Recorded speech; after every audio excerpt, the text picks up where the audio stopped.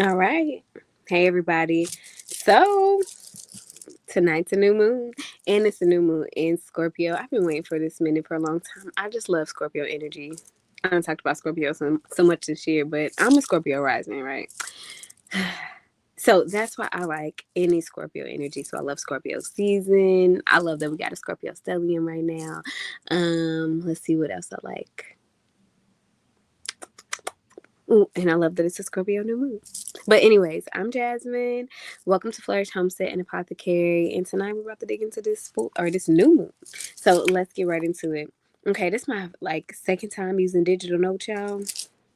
So let's see what happened. Let's see what happened.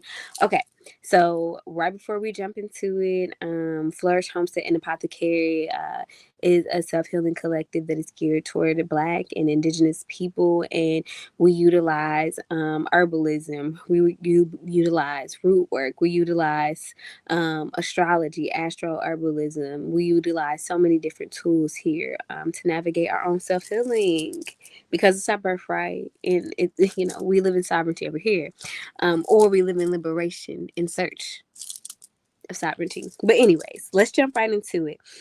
So there will be, because it actually hasn't happened yet. The full moon doesn't happen technically until tomorrow. It's 11/11 now. For the people that's into numerology, it's 11/11 now, right?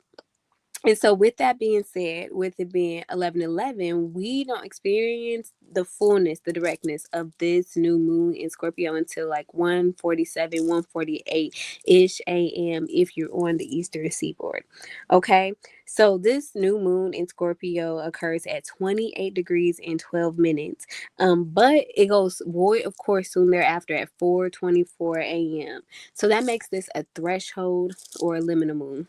We talked a little bit about that in the last video, but we'll be jumping deeper into it. This lunation takes place in the third house, which is the house of communication, the house of siblings. And we're experiencing a very powerful stellium in Scorpio in Venus, Lilith, Mercury, the sun, and the moon. Because, of course, the sun and the moon together make a new moon. And they are all in Scorpio.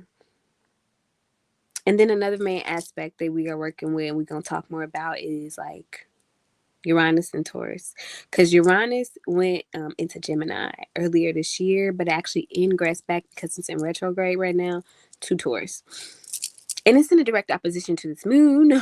I'm gonna say direct, like I won't say precise or exacting, but what I will say is it is an opposition, and that's really that undercurrent is really there because the way Uranus play ball in Taurus ain't like no other. I just really want to emphasize that.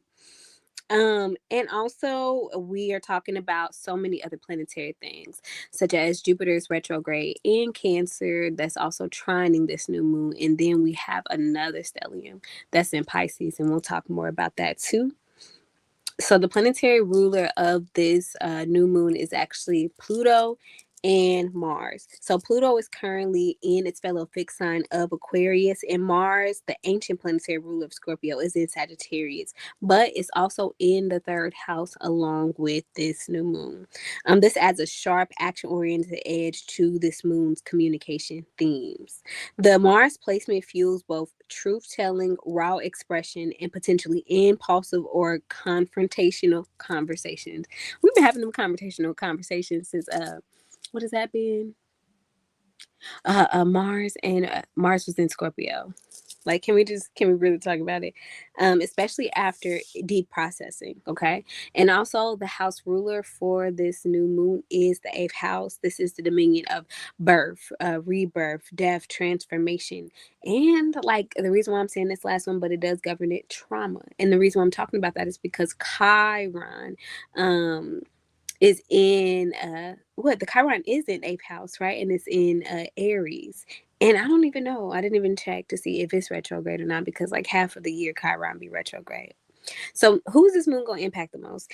Anybody with placements that is 20, 29 degrees of fixed signs. Fixed signs is Taurus, Leo, Scorpio, and Aquarius, okay? Anybody with their sun, moon, Mercury, Venus, and Lilith in Scorpio, especially if your Lilith is in Scorpio right now, you are going through your Lilith return. Also, Venus And Mercury is also in Scorpio. So if you're going through your yearly Venus return, they're impacting you a lot. Also, individuals in the third house, because there is a stellium and there's Mars in Sagittarius in the third house. There is so much energy in the third house. So if you have prominent third house placements in your natal or your progress chart, you should really look at it. You should really pay attention to this video. Also, currently, if you're experiencing your Jupiter return, because Jupiter is in Cancer and it's retrograde, we're going to talk more about that. And this moon deeply will be impacting you because of that trine.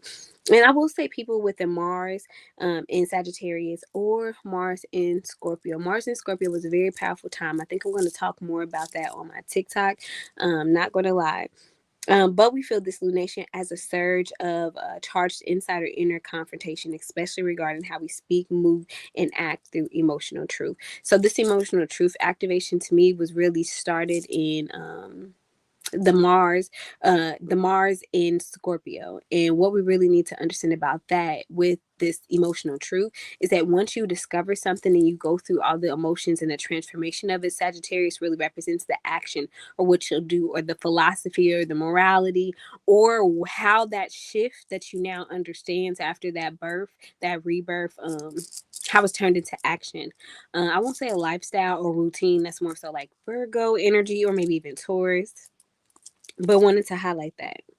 So, what are the themes about this moon? So, before we actually jump into the themes, I actually want to take the time to add additional astrological context because we've had a bunch of planetary movements that's happened since we last got together and talked, which was 2 weeks ago during the Taurus full moon.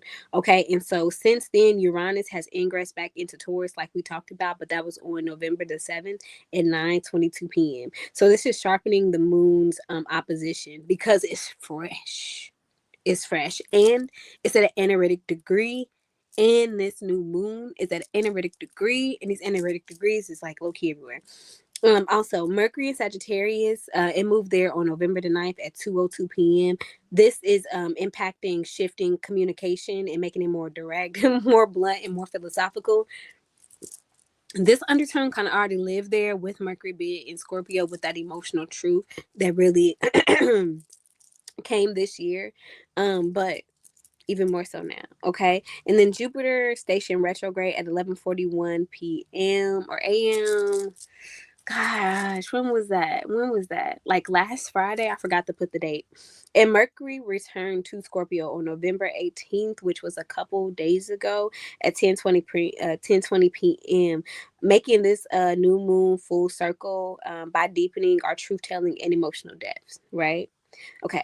So now before we like really hop into what are the core themes, we also need to talk about what is the moon, and then we're also going to talk about what is a new moon and how to be able to work with it, because then that'll better help you to be able to understand the core themes. Okay, so anytime you're working with any portion of the lunar cycle, and if you are looking at me talking about the new moon in Scorpio, you're working with the lunar cycle. You're just doing it astrologically. So with that being said, you are actually working with the sun and the moon. So it's always important for you to not only understand what the moon is doing, but understanding what the sun is doing. Typically during new moons, I actually do talk about the sun, but I forgot to put all that information in there for my other notes today. And I might talk about it a little bit. Okay. So astrologically, all you need to know is that the moon is a satellite of Earth.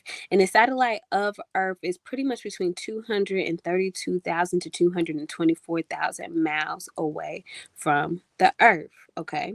And the gravitational pull of the moon is what really controls a lot of the tides and the ebb and flow, or more of the rhythmic things that kind of take place very close on the Earth's surface.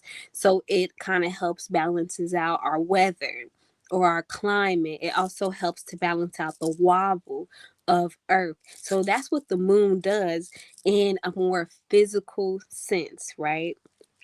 But what the moon does from an astrological point of view is it represents feminine yin or receptive energy, and it's governed by Cancer or the fourth house. And in astrology, the moon is known for controlling or for being the governing body over your emotions, okay? Because it's the closest celestial body to Earth. Astrologically, the moon only spends about 2 days in each zodiac sign. So that's the shortest amount of time, and it's also why it governs our emotions, okay? And because of this, and because of its fluidity and the time that it spends in there, uh, it also governs water. Also, because of the gravitational pull that it has on the earth, that actually creates the tides of water. So all water, even the water that's inside of you, and you're about 70 to 80% water. And so since it controls those more fluid things like water, right, and like our emotions, that is why it is considered feminine energy in astrology. Something just fell off my altar, y'all. Anyways, that was so weird. Anyways, let's talk about a new moon. So as we get into the new moon is the first phase of a lunar cycle, right? And this is when the moon and the sun are conjunct one another. And so this means that they are with 5 degrees or less than one another. And so the sun and the moon right now are about 28 degrees and 12 minutes, or it will be at 28 degrees and 12 minutes exact at 1:47 or 1:48 a.m., which is in a couple of hours, okay? And so historically, some of the rituals that you do for a new moon, but not necessarily for this one, I'm not going to lie to you, is journaling, scripting, calling in, manifesting, prayers, visualizations. You can also do root work, conjure work, altar work, candle work, goal setting, intention setting, deep thinking, and meditation. You could do that um, while you're doing new moons, okay? Okay. So now that we understand what a new moon is, and I didn't actually talk about the sun, but please just understand that all of the light from the sun is what makes any portion of the moon cycle. And during new moons, the sun's light, because of how close they are, cannot shine directly on the sun. And thus, this is what we call a time where the lunar cycle is at its lowest. But when we talk about at its lowest, what we really need to understand is that there's a certain amount of energy because the moon and the sun are close to one another, but it might not necessarily be reflected in light energy like the full moon. Okay. So how does this impact everything that we just talked about? The cycles that are activated during this new moon. So this lunation isn't just a fresh start. As you know, every lunation is a continuation or a checkpoint of other things that you might have previously been working on in your shadow work, in your mirror work, in any long-term altar work, in any forms of working, including self-development that you could be working on, right? You know that each lunation point is also a check-in time. So this check-in time will be for 6 months, right? When we're talking about the full moon that took place in Scorpio 6 months ago, and that was about May 12th, 2025. So if you've been journaling or working with the caretaker of collapse archetype, especially in our Scorpio full moon workbook that we have, this will be now a time to revisit that energy. Okay. And also during last year, the 2024 new moon and Scorpio season, think about some of the core themes that you were journaling, a diary about visualizing, meditating, praying. Think about that time period and what was going on, and see how that links back into everything that's going on today. Okay. And so I'll kind of give you updates at least 4 6 months ago when we're talking about the themes.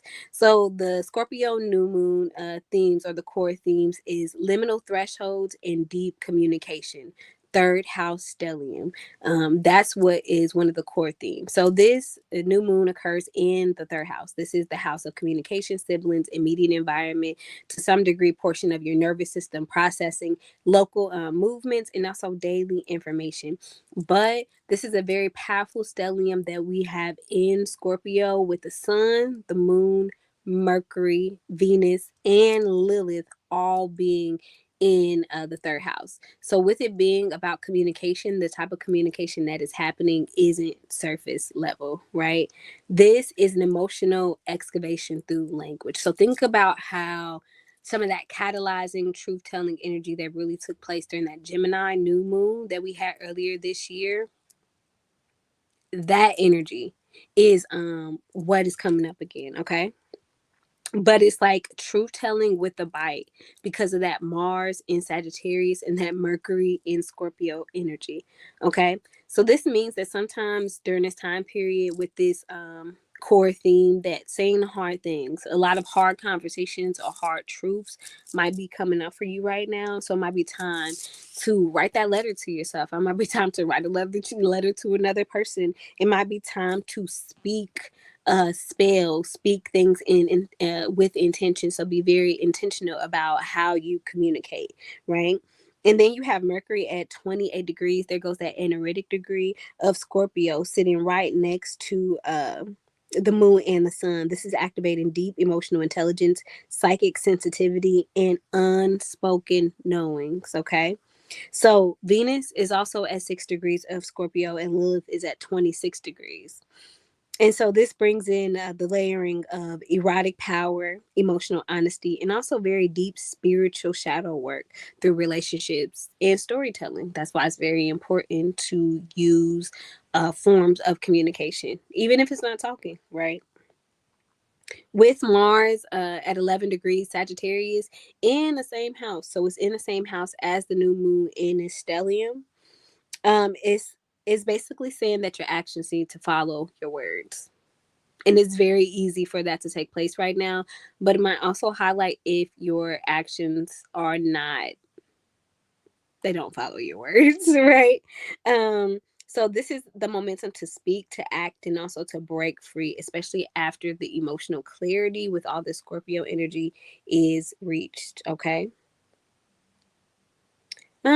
Let me see. I got some questions that I probably would want to ask if you want to do the core thing check-in for number one, which is working with the Scorpio stellium in the third house. And it's so what has changed in how I speak my truth since the Scorpio full moon 6 months ago? Where am I silencing myself for the comfort of others? What words, stories, or letters have I left unsaid that I want to release? Have I ritualized my voice through writing, journaling, audio, or spell work? Okay, now let's talk about the second core theme of this new moon. And it's opposition to Uranus that is retrograde in Taurus and it's taking place in the ninth house. So this is breaking mental and spiritual control. So think of that as the second core theme for this. And this Scorpio new moon opposes a Uranus retrograde at 29 degrees, another analytic degree of Taurus in the ninth house. The ninth house governs beliefs, philosophies, long distance journeys, but also publishing.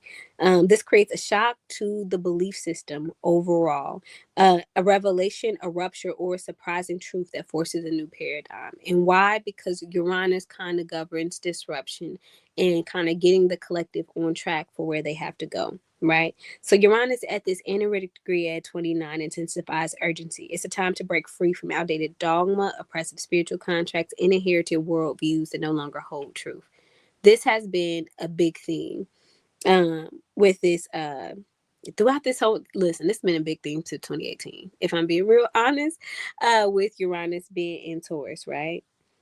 So this might look like a crisis of faith and freedom for those on spiritual, intellectual, or activism paths. The tension between inherited beliefs and personal powers is at a breaking point, and this moon cracks the foundation so that something real can really grow out of it. If you're doing a check-in around this mental break-in mental and spiritual control, or the ninth house versus the third house, please think about these following questions to kind of help guide you through that. What beliefs or worldviews have been disrupted or cracked open since Scorpio season last year, where Uranus was also in Taurus? Where have I inherited spiritual narratives that no longer reflect my experiences? And how do I claim my cosmology from systems that diluted it? With everything going on, that's a real big one. That's a real good one. Okay. Now let's talk about a grand trine. So a grand trine is really calling in the energy, and it's a water grand trine of emotional power and spiritual anchoring. So think of trines as surges, huge surges of positive energy. So almost think of it as a blessing.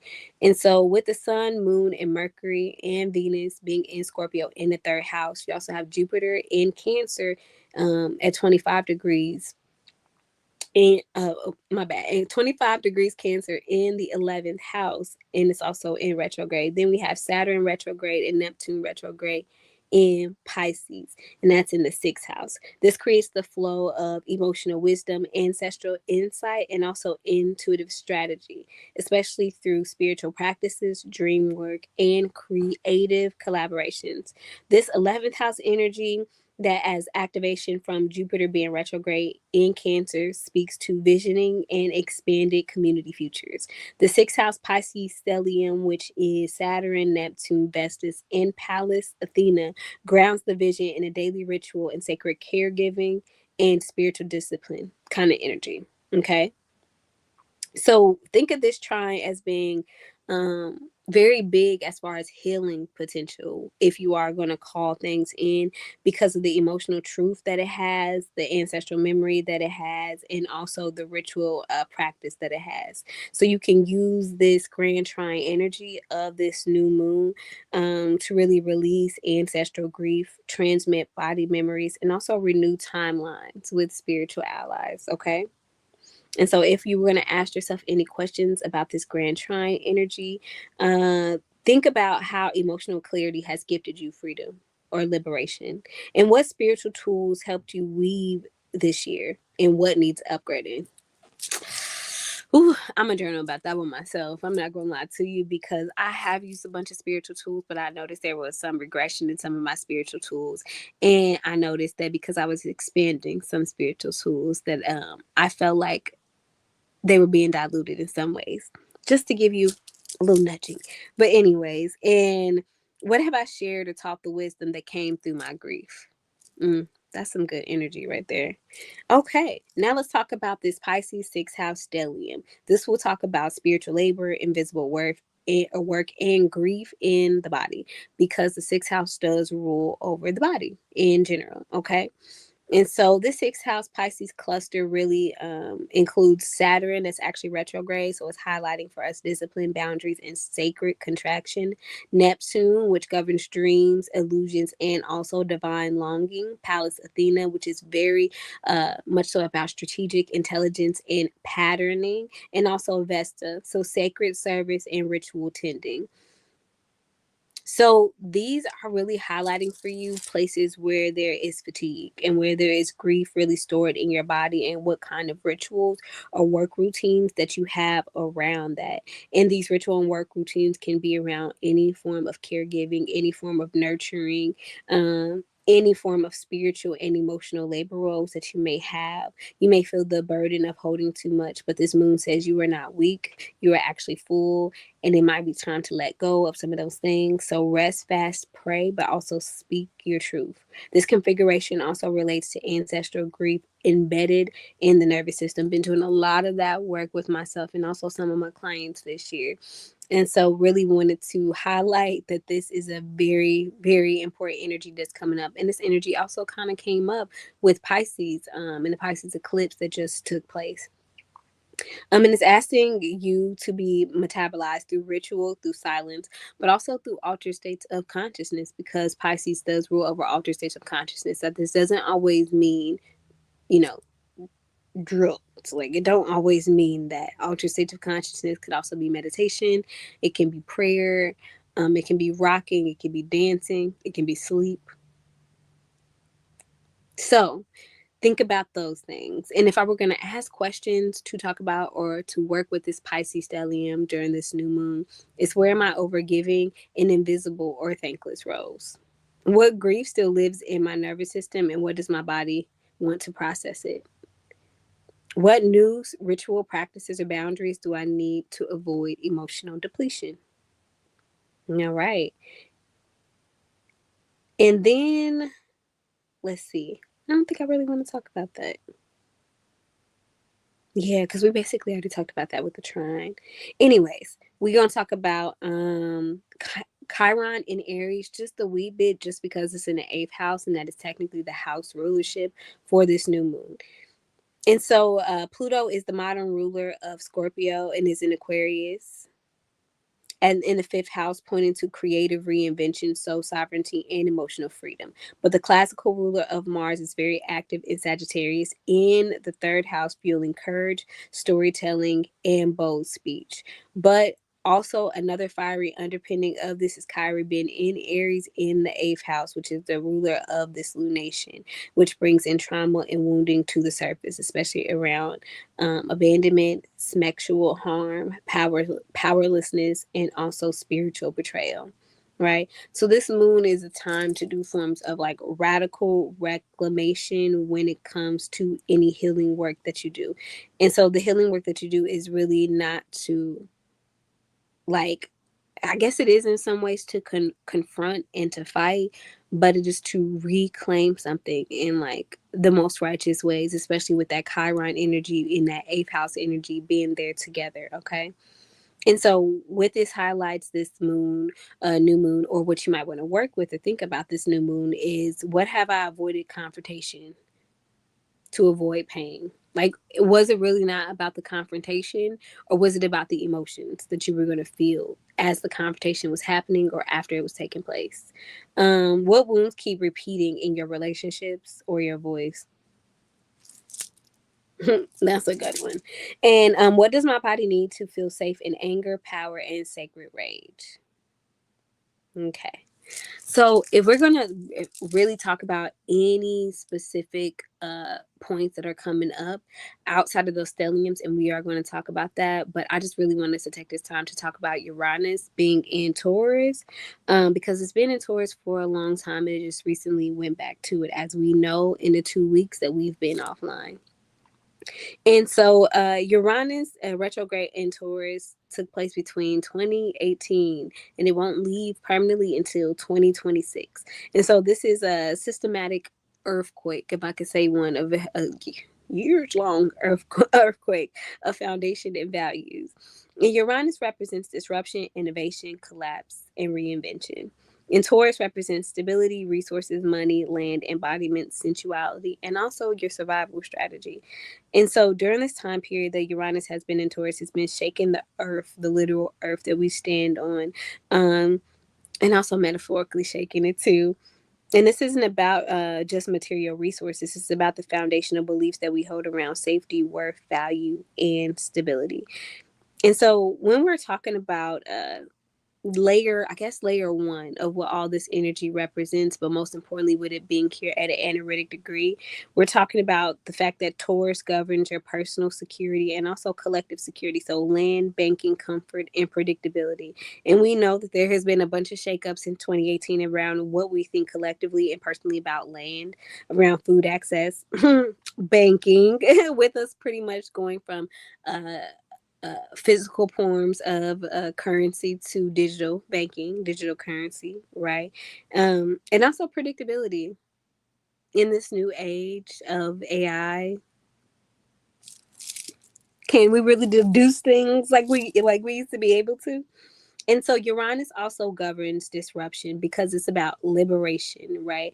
And so it wants us to be liberated from false forms of stability, where values that no longer serve us and where inherited ideas about money, self worth, and property really just hold us back, okay?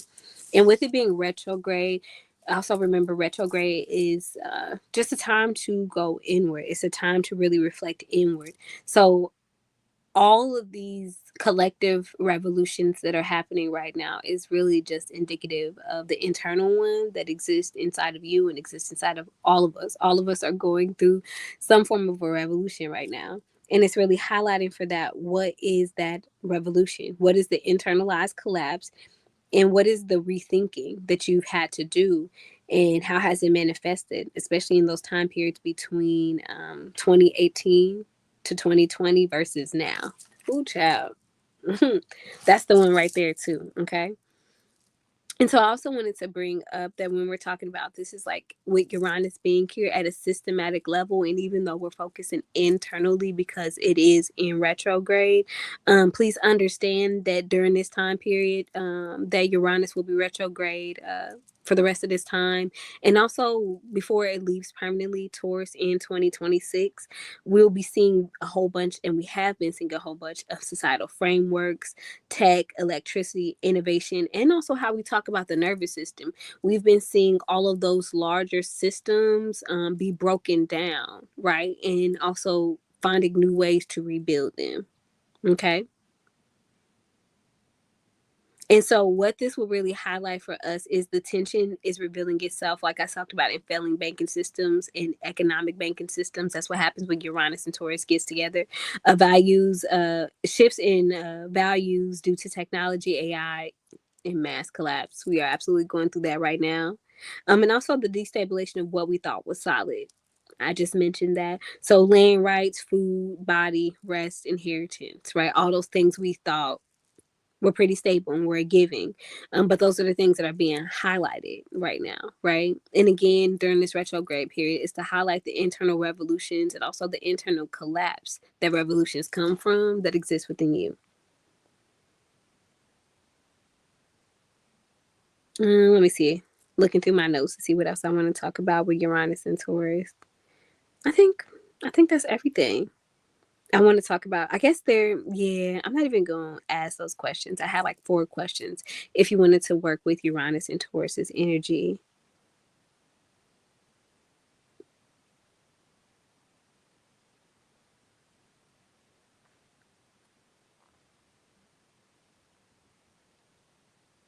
No, I don't really want to ask any of those questions. We're going to move right on into Jupiter in retrograde in Cancer in 11th house. So, Jupiter in Cancer and me, we get along. That's my natal Jupiter, but we don't get along because I only experience it during 12th house years. Yeah. Hold on. I'm going to actually take some water too.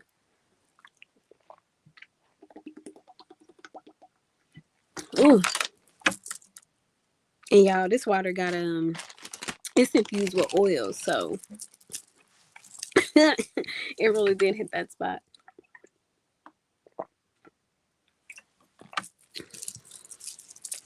Okay. So Jupiter has been in Cancer since June 9th, okay? And it just went retrograde sometime last week.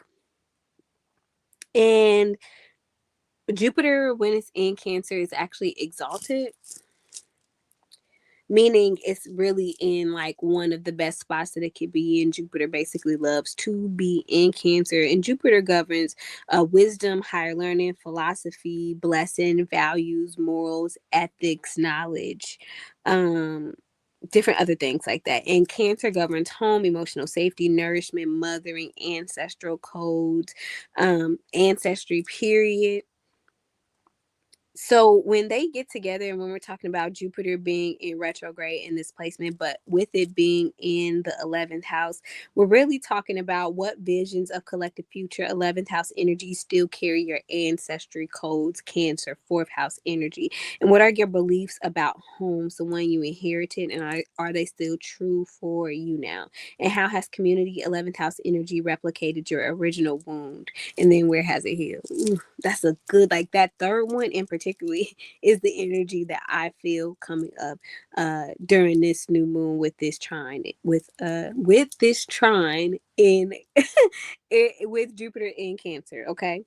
So to me, Jupiter in Cancer, because it's in my 8th house, really represents emotional belonging. And because it's there with my Chiron and my Sun is there in my 8th house, I really have had to work on this understanding of what emotional belonging and also emotional sovereignty looks like. And so for me, that's what I feel this moon represents, is a soul level review.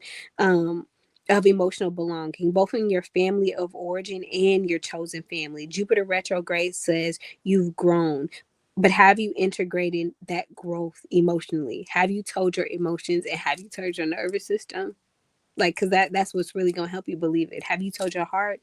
You may feel disoriented, like a prodigal child returning, unsure of where you belong, or who still holds the story, or how to still hold your own story with integrity. So there are times in my life with this Jupiter being in Cancer placement in my 8th house, when we're talking about emotional longing, that sometimes I don't really know how to tell my story. to others because I don't really know how to process it emotionally, right? And so that's the energy that can really like come up right now. And when you cannot do that, it doesn't mean that you're not necessarily in integrity. It just means that when you are not able to deduce where you belong or be able to, like, for example, like me, tell my story, there is a misalignment on integrity because there's still something that you have to be able to process and integrate. And here with that 11th house energy, and the 11th house really representing community, that Aquarius, that Uranus energy, so the collective energy, what this means is, and Jupiter being in Cancer, in that expansion energy really represents how you can, I'm trying to find the right word, y'all.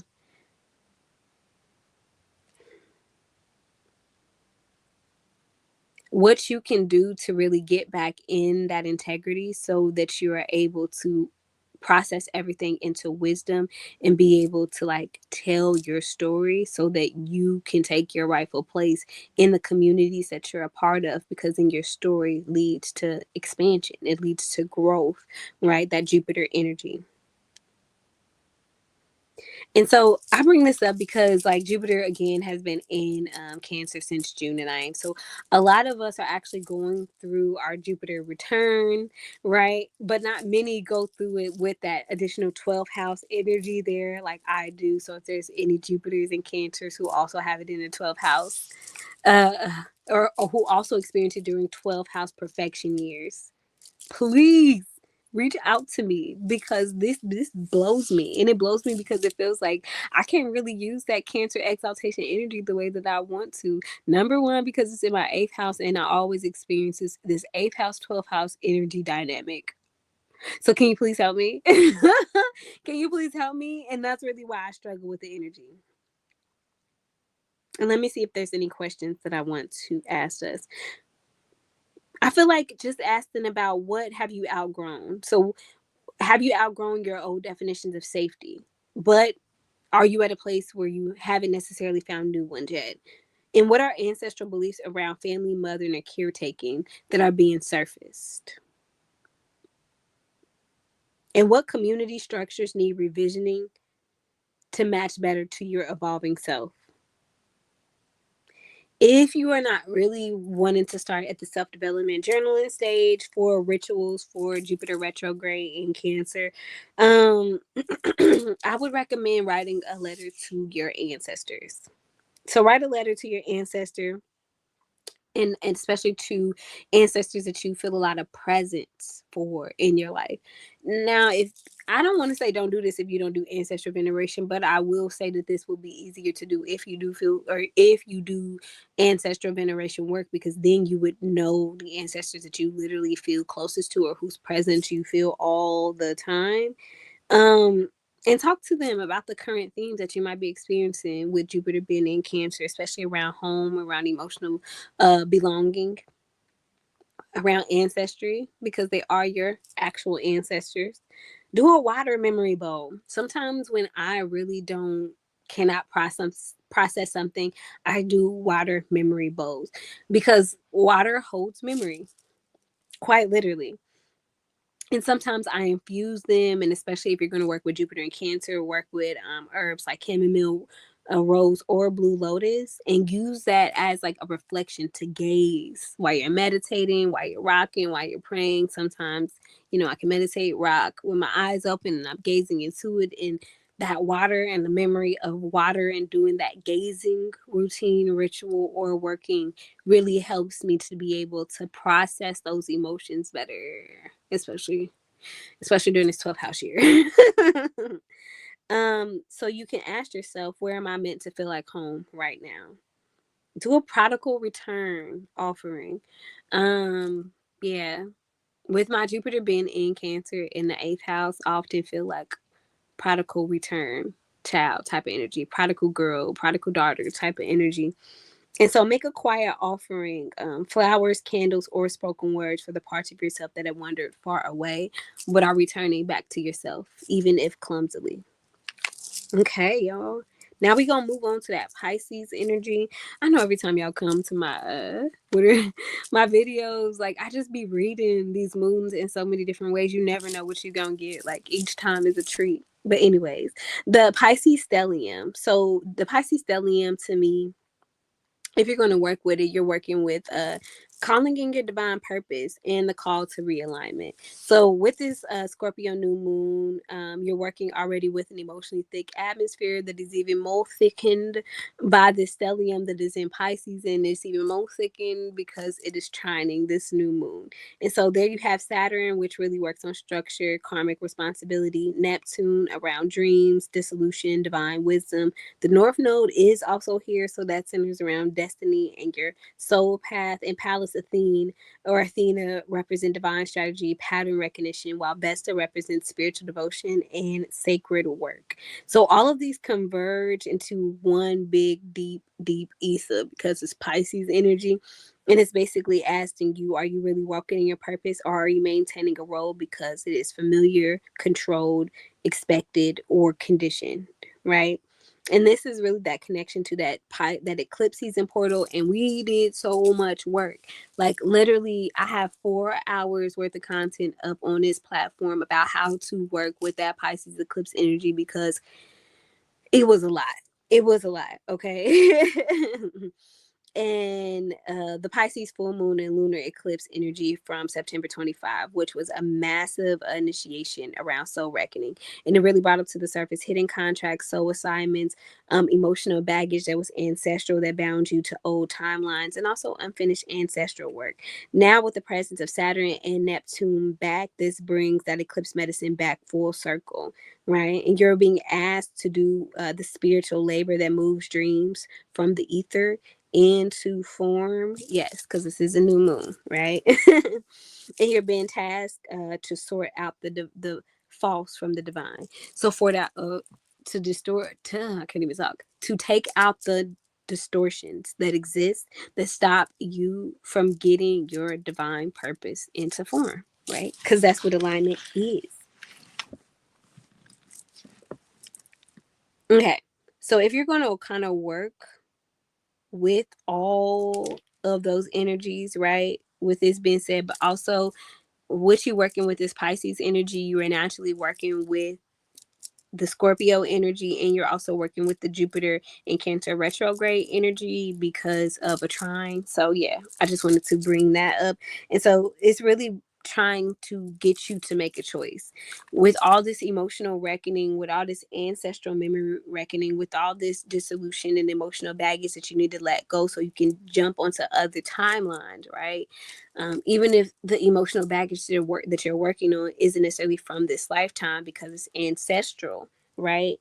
Are you going? You have two choices, and this new moon enhance that even more. Are you going to go the Jupiter in Cancer way with flow and abundance? And do that emotional work, do the work that it takes to work on the emotions, or are you going to go Uranus and Taurus and let it be something destabilizing that really tackles resources, stability, sense of self-worth, right? Sense of self-security, sense of self-resourcefulness. Um, are you going to go that route? And I would deeply recommend going the Jupiter and Cancer route, even though I don't really like Jupiter and Cancer because of the relationship that I have with it. For most of the collective, I would recommend going that way, because the only other way of transmutation of alchemy, since this is a Scorpio new moon, is the Uranus in Taurus, and that's in opposition. So that's 180 degrees, and they did come to fight. And Uranus like to fight, and Taurus like to fight, and it's at that analytic degree.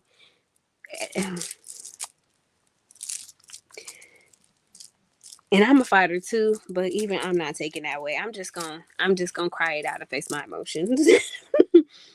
um, yeah. So I would really want to talk about that, right? Now I'm looking at my notes to see what else I want to talk about from that specific section. Honestly, y'all, I think that's all. If you don't really know how to do the soul work, and I didn't actually talk about any questions for this Pisces stellium that we could work with.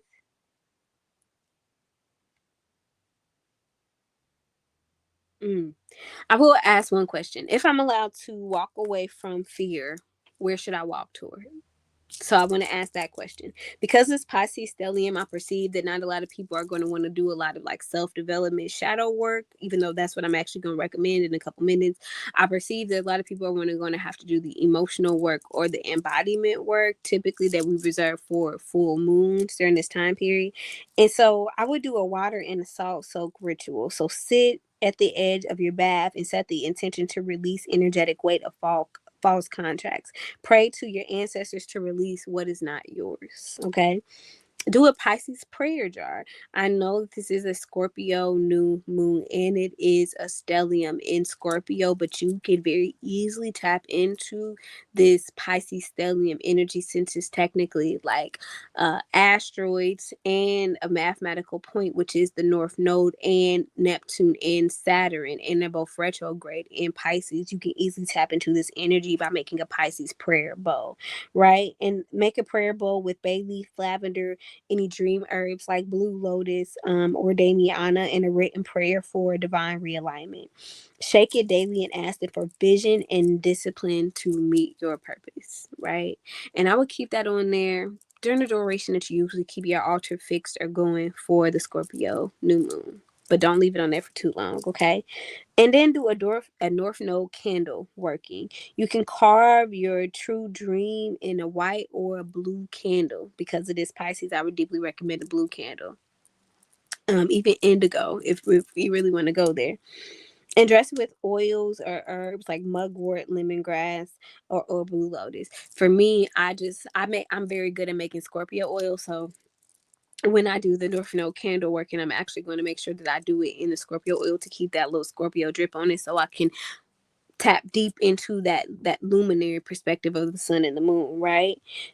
And then once I do that, like I said, you can use herbs like mugwort or lemongrass or blue lotus, and you can burn this during the void, of course, or dream time moon to call in clarity, especially because the moon will be in Sagittarius, so it's a good one to call in clarity on. Okay. Now, we explained earlier that this moon was going to be a threshold or a liminal moon, right? And this is a threshold or liminal moon because it's deeply transitional in timing aspects and also house placements. And it's marked by the fact that the moon will be going void of course soon after the moon goes direct. So the moon goes direct at 1:47 or 1:48 a.m. It'll be void of course by 4:24 a.m., right? So this is signature, liminal, or threshold energy. And also sitting at the critical degrees of Scorpio. So that's 20 to 28 degrees before moving into Sagittarius, which really also any analytic energy and any water energy sets that emotional tone. So that's why we're saying it's also liminal, because it's at those analytic degrees, but also because the deep fluidity and the deep emotions. And you also having that water grand trine there, okay?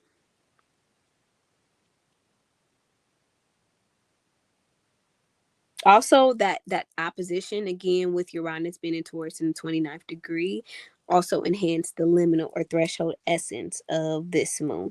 So this moon isn't about goals or outcomes, if I'm being real honest with you. It's about crossing the psychic threshold, releasing emotional poisons, emotional energy that doesn't belong to you, and also moving through portals of grief, truth, and transmutation. So let us walk a little deeper into what liminal energy means. So liminal energy literally means in Latin, like on the threshold. It's the space between what was and what it's becoming. It's the pause, the fog, um, it's the scream that women have before birth, and it's the rattle that people have as they are transitioning into ancestors, right? It's a time that is also sacred and disorienting. But at an energetic perspective, this is where time bends, this is where logic breaks down and spiral logic comes in, so that what we understand to be linear logic really breaks down, and we understand that logic or knowing or knowledge is really spiral energy, right? It's where spirit steps forward into the forefront of our awareness, our consciousness, our energy, and it's where change becomes possible. Okay. And what we need to understand again with that void of course energy is that why we call moons void of course is because they are moving from one constellation into the other. And during that time period, they have no major aspects with the planetary body. So the moon has no aspects with any of our other planetary bodies during that time period. Okay. And so in rituals, workings, any sort of work like that, routines, liminal energy is potent for transmutation. It is very disorienting if you know how to work with it, but it can be very powerful, and it uses a lot of that instability energy that we talked about, especially with Uranus being there in Taurus at 29 degrees. But it can be very potent. Okay. And Scorpio's energy is low key threshold, anyways, because Scorpio governs death, rebirth, transformation, rupture, secrets, traumas, grief, emotional shadows, sexual and spiritual merging, and also regeneration through crisis. Okay. And with us having that Scorpio stellium there in it in the third house, it tells us that what needs to be like said is said. So that threshold moment. Of like using our words, but the tension that we have before the words comes out. Okay. So this isn't an easy threshold to work with because it's a liminal moon. And even with it being a new moon and we should be calling things in, setting intentions, doing all those other things, I wouldn't do it in I would not do liminal work if you're going to work with this moon. Okay. Okay. So, what are some of the ways that we will work with this liminal moon? I already told you some of them, but from a very hoodoo based perspective, remember hoodoo is a closed practice. So, if you not Black American, if you're not Solani,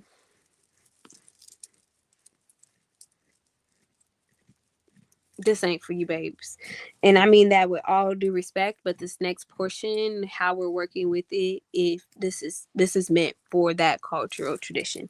So, just wanted to hyper emphasize that. Okay. So what and this I almost didn't get on because I was just like I'm gonna do my moon work and I'm gonna just spend time with myself. That's what I thought. But let me tell y'all the reason why I'm here is really because and I'm fixing my legs too, because when you sit crisscross applesauce they will go to sleep on you. But the reason why I'm really on here today is talk about this ammonia reversal jar working. Yes, yes, yes, yes. And that's why I said in the that qualm about babes, this is hoodoo. Because with this being deeply hoodoo, right? That the ammonia reversal jar spell, um, I don't want no troubles to come your way if you ain't a part of the culture. You hear? And so this is a classic working for flipping situations, especially ones that are spiritually drowning and just somewhere you don't want to be, could be toxic. Yes. So what you need is a jar, an old mason jar. Okay. Or a new one, just a mason jar or one that can close very, very tight. You need brown paper, preferably, or white paper. And you need to make sure that it's ripped, like that all the edges around it are like not straight because straight lines don't exist in nature. Okay. And what you do in an ammonia jar is to make it the most powerful, you need to use ammonia in your urine. Okay. With that, you write the situation that you're currently in that you would like to flip or dominate, right? On the brown piece of paper that has the ripped up edges. Okay. Then you can either put it in the lid or put it on the bottom. Okay.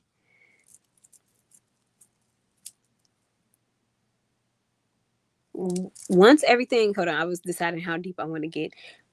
Once you do that and you set the intention along with the ammonia, along with the pee, right, to drown out or to dominate or to flip the situation, I'm gonna need you to put the thing in a plastic bag or two so it don't accidentally spill and come out, because yikes, on the bike you could really get sick and it stink. And you can either place it in a dark place, so under a sink, in a closet. Yeah. in a dry, like a dry, any dry, dark, or hidden space. And listen, if you put what you're trying to flip in the lid, make sure when you put it in the bag and you put it in its final destination place, you actually flip it over. If what you're trying to flip is in the lid, right? If you drowning it out and you putting it at the bottom of it, you just leave it right side up when you place it in there. Okay. You can do black candle and mirror workings. Now, mirror workings was really good for the Taurus new moon, and we talked about that a little bit. But this is a black candle, right? And so black candles work a little different when you're talking about, do you use candle work and mirror work at the same time? And I'm technically asking you to do both. And the mirror should be clean and facing outward toward a window or a door when you're doing your mirror working with the black candle. I'm not gonna tell y'all everything, but I'm gonna point y'all in the right direction. Um, you can do, especially when the moon is about to go void, of course, or right after. You can do a bay leaf burn and breath work. So write protective affirmations or banishing statements on individual bay leaves. Burn each one in a fireproof bowl, breathing deeply after each release, ending with a grounding herb smoke such as mugwort and rosemary.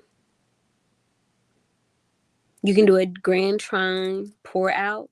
So this is a libations pour, preferably if you have any water from your altars, right? So if you capture the water from your altar, me generally I pour them outside every day or whenever that cycle is up that I'm working on that requires water. But this one, I want you to go to a bowl, a sink, or a tub with the water and pour the libations and say, I release what is not mine. I return to myself and I make space for what I reserve. Pour the water slowly. And as you're pouring it, imagine that you are releasing any emotional density or emotional heaviness that you might have. Okay.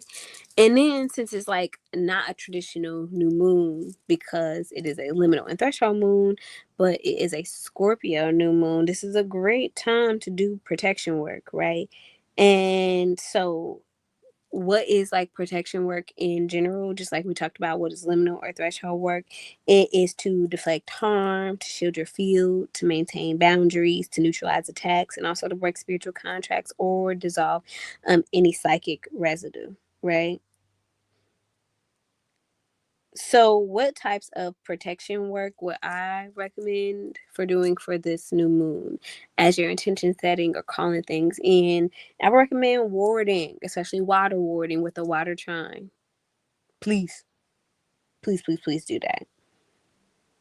This creates an energetic perimeter boundary around you, your home, your altar, and your loved ones.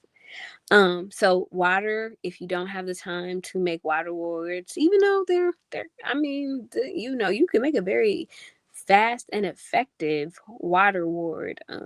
But if you don't, I would recommend very much so hoodoo perspective using that brick dust and laying it at different thresholds, especially your front door. Or crushed eggshells, different things like that. You can black salt lines. So those are other examples if you don't have time for that. Banishing is to remove any unwanted spirits, people, or energy or forces that are already present or lingering. So banishing oils or powders. Ooh, yeah, I love a good fiery wall and protection. That oil, but I have Scorpio oil right now. I don't have firewall of protection oil, but I have a really good firewall of protection oil working, and that's in the Scorpio full moon workbook that was published a couple months ago. You should get that. And also, like we just talked about, black candle reversals and also protection incantations. Cord cutting is a really good time. I feel like most people know what cord cutting is, so I'm not really going to talk about that. Binding is to restrict or limit the influence of something or someone without banishing them. So this is them freeze spells that people are talking about. If you want to use those, also I like binding with string. It's very effective, especially if you're working with Scorpio energy, because the fixed water energy. Yeah, during the Scorpio full moon, I did the binding with string and Scorpio oil. It worked too.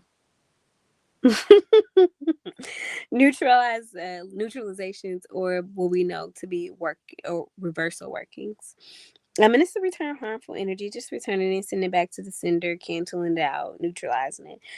So mirror work is can be reversal work if you want to. You can also do reversal of candles in black and red, uncrossing baths or oils. You can do uncrossing candle workings.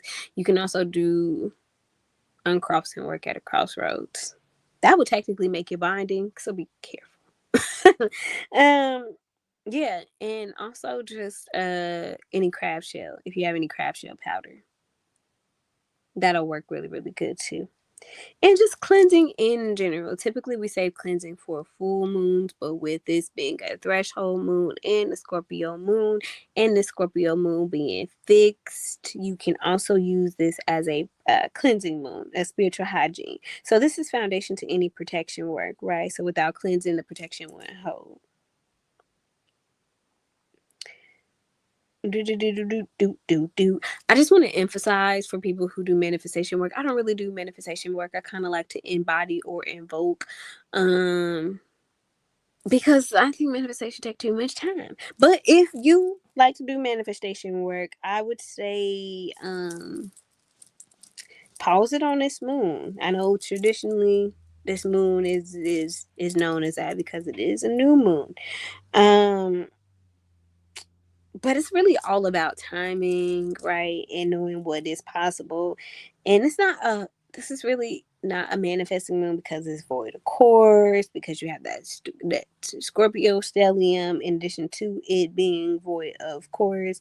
And also, I mean, I guess with the water trines, you could really call things in, but just that void of course soon thereafter really doesn't make it right. And so instead of manifesting, I would just really recommend, ammonia jars, cord cutting, um, candle workings, mirror workings, different other things like that.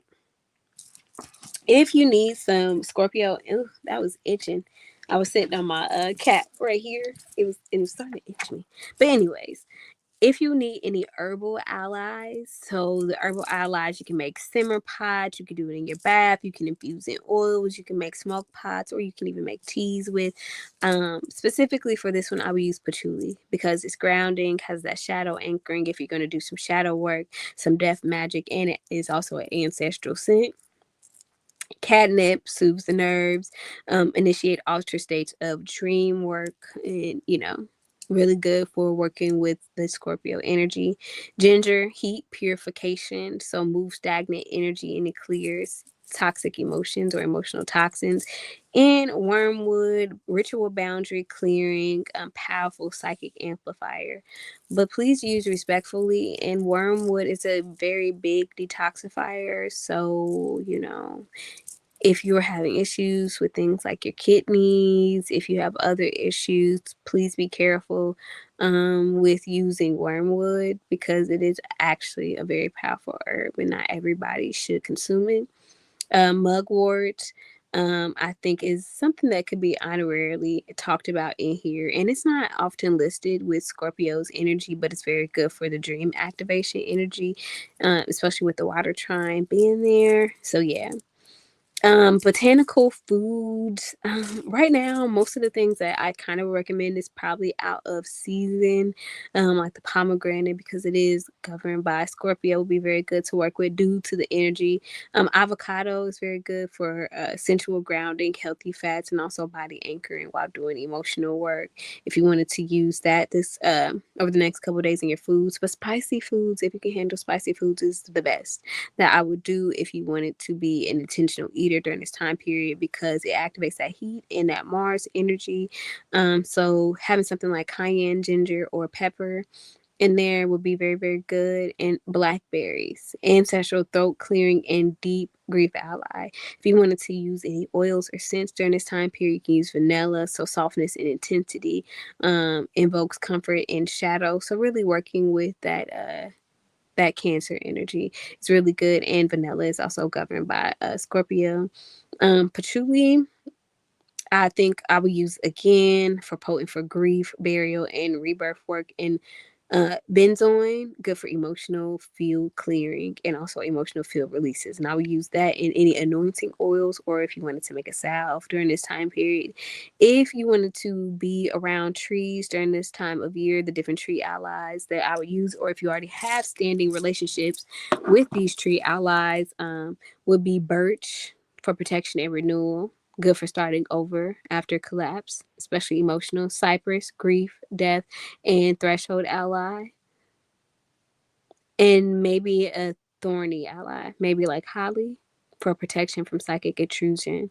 If you wanted to use any metals with any of your workings during this time period, I would recommend obsidian. So shadow mirror protection and emotional detoxing, especially if you wanted to use in your mirror work or in your water bowls. Tourmaline, especially black or watermelon for boundaries, and also being a heart stabilizer for a lot of the emotional energy. Bloodstone, yes. I keep bloodstone on me at all times. I wore extra bloodstone today for ancestral resilience and also for physical strength. Aquamarine is the power gem or the power stone for Scorpio, and it just clears any stored up energy in your chakra. So understanding how like all that emotional energy and emotional truth will also be coming out during this time period. Iron is a Scorpio governed metal for protection spells and also for energetic reinforcement will be very, very good. And also steel for clarity and surgical precision when cutting cords or cutting through illusions. So yeah, if you want to cut through illusions with that Pisces stellium being there, I would definitely use that steel. And y'all, we got through a little early. We usually go about to an hour and a half. We got done in an hour and 6 minutes. So thank you. If you stuck through and you got to the end of this, I hope this really helps you. I'm really proud that we were able to get this up before the full moon went direct. I said full moon, the new moon went direct. So yeah, thank y'all so much for attending, and talk to y'all probably in about 2 weeks. Bye.